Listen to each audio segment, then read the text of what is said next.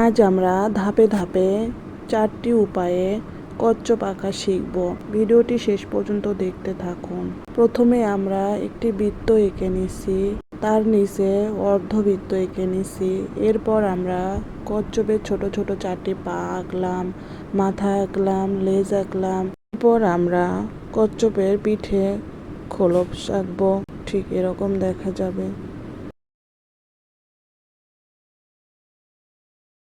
এরপর আমরা pen, pencil অথবা মার্কার দিয়ে আউটলাইন করে নেব, ছবিটি পরিষ্কার বোঝা যাবে। এরপর নিচেরটা ঠিক এভাবে 2টি পা আঁকলাম। এরপর এভাবে মাথা,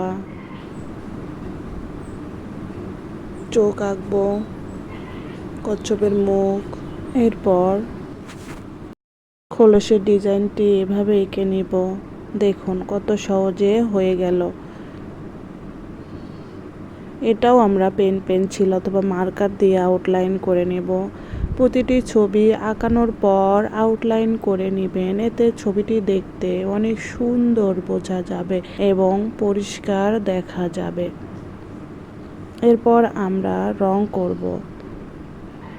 হলুদ, আকাশি, গোলাপি, যার যেটা রং ভালো লাগে আপনি আপনার মতো করে রং করে নিতে পারেন। আমি এখানে হলুদ রঙগুলো ব্যবহার করলাম।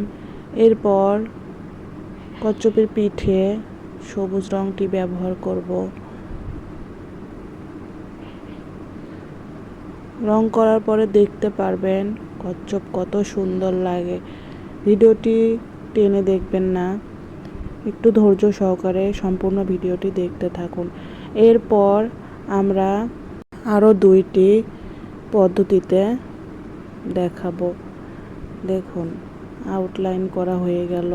এরপর মাথার অংশ, এরপর পা, ঠিক এভাবে খেয়াল করুন। লেজ দেখুন আঁকানো হয়ে গেল। এরপর আউটলাইন করে নিব, সেম ওই একইভাবে আউটলাইন করে নিব। এরপর দেখুন, এরপর বাড়তি দাগগুলো মিশিয়ে নিব। এরপর পায়ে একটু ডিজাইন, ঠিক এরকম নখ। এরপর এটা আমরা এক করে দিব, দেখতে থাকুন। মাথা আঁকলাম। ভিডিওটি ভালো লাগলে অবশ্যই একটি লাইক দিবেন, কমেন্টস করবেন, বন্ধুদের সাথে শেয়ার করবেন। আর আপনি যদি আমাদের ইউটিউব চ্যানেলে নতুন হয়ে থাকেন তাহলে আমাদের চ্যানেলটি অবশ্যই সাবস্ক্রাইব করে রাখবেন, বেল বাটনে ক্লিক করে রাখবেন। এতে নতুন নতুন ভিডিও ছাড়ার সাথে সাথে আপনার কাছে নোটিফিকেশন যাবে।